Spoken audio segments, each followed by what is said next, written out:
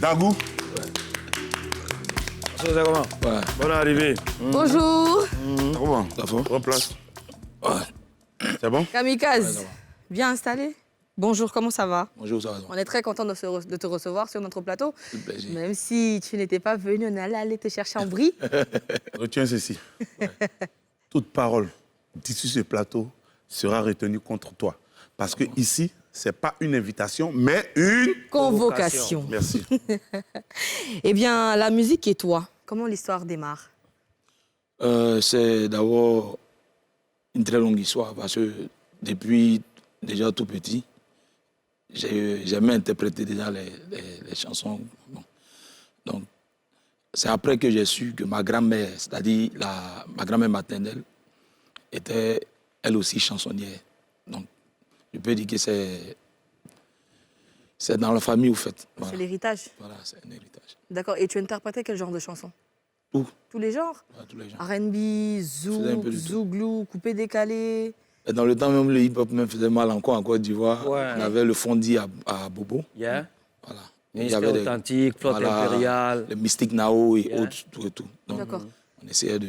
Ok. NK même là, tu faisais trucs avant ou bien? NK là. Mais ils ont parlé des trucs nets. Ils commencent à citer les Mais noms dans en son, même temps. c'est son registre en fait. Parce que ton Chiki J'ai Zouglou. l'impression que c'est son registre en Il fait. connaît ton Chiki Zouglou, mais Yeah. ton côté hip-hop là, il sait pas. Non, mais en fait, hip-hop, ça, c'est quelque chose qu'on découvre au lycée et tout. Tu comprends le truc. Autant de Almighty, Stezo. Voilà, wow. C'était un mouvement de gang, tu comprends? Effectivement. Voilà, donc il y avait le boy de Post to Almighty qui était comme le ministère authentique et le boy de Stezo qui était la flotte impériale, tu vois. Donc il y avait plusieurs. Il y avait à Bobo, c'était. À Bobo, comment on appelle ça là?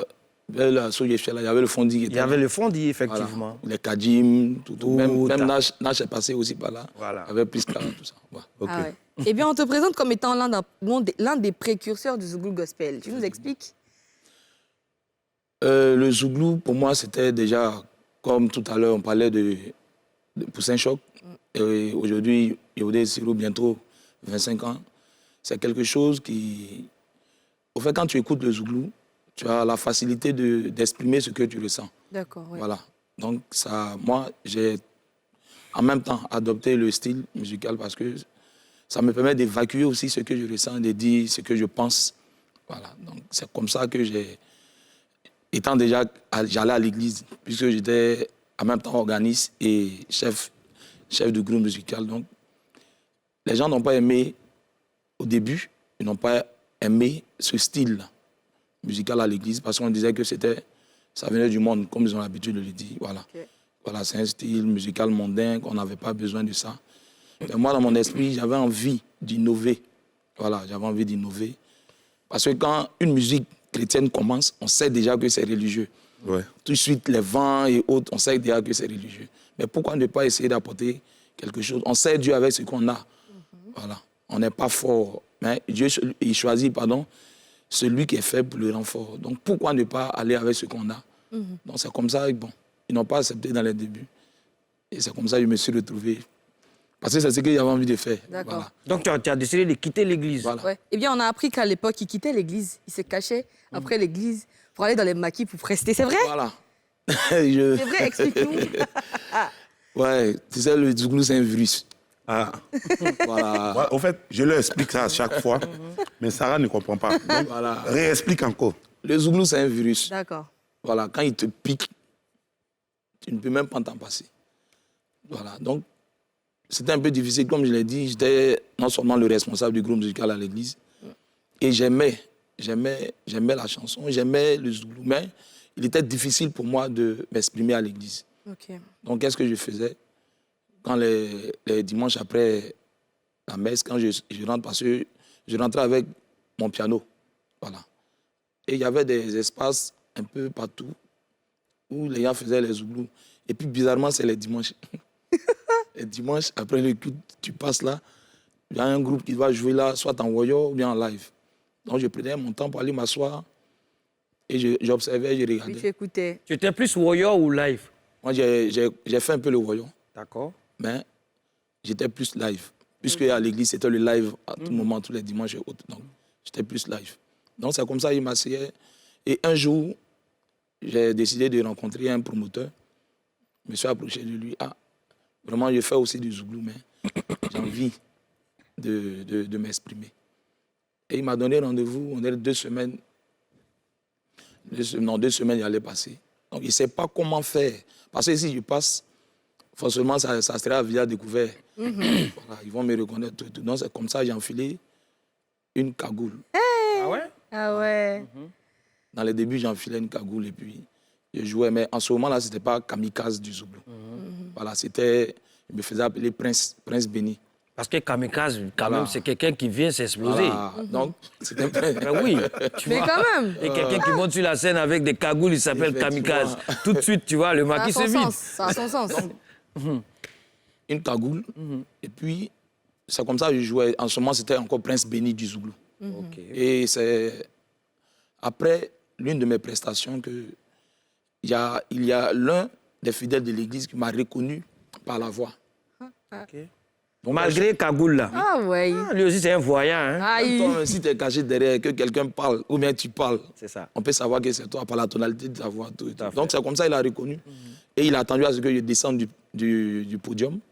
Et quand je suis descendu, il m'a interpellé, il dit, mais Israël, je n'avais pas encore ôté la cagoule, hein. J'avais toujours la cagoule. Et il m'a touché par l'épaule, il dit, Israël, je me retourne, je le vois.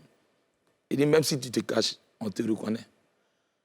C'est Israël, on est dans la même église, tout et tout. Tu t'habilles comme les kamikazes pour venir jouer ici. Donc, quand elle a dit kamikaze, au fait, Ça- j'ai compris que ça coulait un peu. Avec ton style Voilà, avec et voilà. mon style, tout et tout. Donc, c'est comme ça que j'ai pris en même temps. Il dit, mais pourquoi ne pas dire kamikaze du zouglou au lieu de Prince Béni du zouglou. Et c'est comme ça que j'ai pris. Et finalement, tu as quitté l'église pour devenir artiste, chanteur zouglou, tout simplement. Pourquoi tu as pris une telle décision? Bon, comme je l'ai dit, hein, le zouglou, c'est un virus. J'avais envie de faire quelque chose. Et l'amour de cette chose-là, vraiment, c'est quelque chose qui était bouillant en moi. Il fallait que Fallait que je, tu voilà, t'exprimes. je m'exprime. T'exploses, oui. Voilà. Tu sais, quand tu as envie de faire quelque chose qu'on t'empêche, ça peut t'amener à faire d'autres choses. Ouais. Que, voilà. Or, moi, c'est ce que moi, je voulais faire. Ouais. Donc, j'étais obligé de Il a... me mettre à côté. Mais ce n'est pas pour autant que j'ai oublié mon Dieu. Non, il n'est pas oublié. Mais Voilà. mais tu as abandonné l'église quand même. Oui. Pour suivre le monde. Non, je ne suis pas le monde.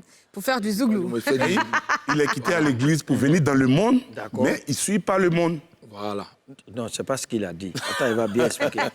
Donc, en fait, Tu as quitté, il y a les religieux D'accord, et il y a les croyants. d'accord. Voilà. Les religieux, Ce sont eux que nous on appelle les foyeux. C'est-à-dire ceux qui ont la foi. voilà. Le religieux, c'est celui qui, tous les vendredis ou tous les dimanches, va à l'église parce que, ou bien va à la mosquée parce que c'est le vendredi, on doit aller à la mosquée. D'accord. Voilà, ça c'est le religieux. Selon toi, hein. Non, selon moi, bon, si tu veux, selon moi, D'accord. le religieux, c'est celui qui va tous les dimanches ou tous les vendredis à l'église ou à la mosquée, parce que ce jour-là, c'est le jour qui est dédié à Dieu. C'est ça.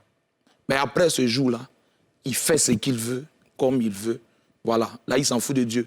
Pour moi, c'est le religieux. Mais le croyant, c'est celui qui est en tout temps, quel que soit l'endroit où il se trouve, il ne manque pas de toujours garder sa foi en Dieu.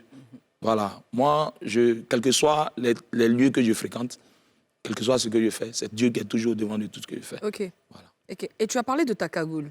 Et tu te reprochais quoi? Pourquoi porter une cagoule? Pourquoi? Effectivement, c'est ce que je disais.